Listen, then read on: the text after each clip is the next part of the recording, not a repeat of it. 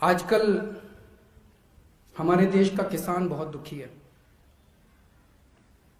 70 साल से सभी पार्टियों ने मिलकर किसानों को धोखा दिया।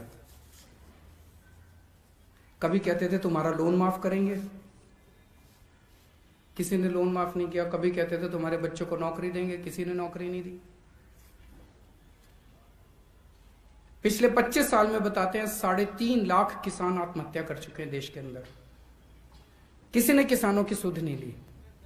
और अब ये जो तीनों बिल आए हैं, ये तीनों बिल एक तरह से किसानों से उनकी खेती छीन के इन 2-4 पूंजीपतियों को सौंप देंगे।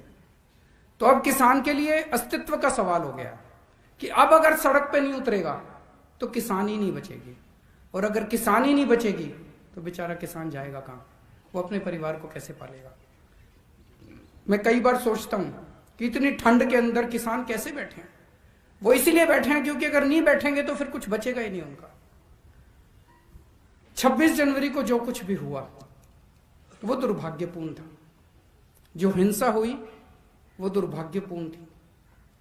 जो भी उसके लिए जिम्मेदार हैं, और जो जिम्मेदार हैं वो जिस तरह से फर्जी केस पे केस लगा रहे हैं वो नहीं, जो भी उसके लिए असल में जिम्मेदार हैं, जो भी पार्टी उसके लिए असल में जिम्मेदार है, उसको सख्त से सख्त सजा मिलनी चाहिए।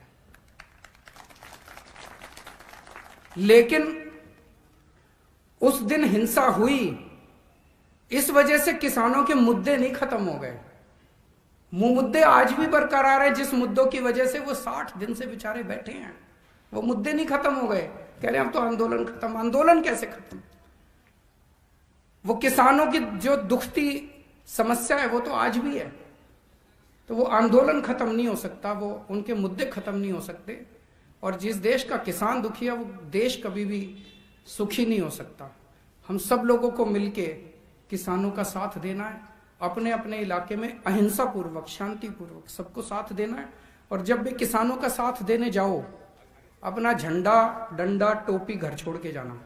वहां हमें पूरे गैर राजनीतिक तरीके से एक आम आदमी बन के जाना है। इस देश का एक आम नागरिक बन के जाना है। वहां पे कोई राजनीति नहीं करनी उसके साथ।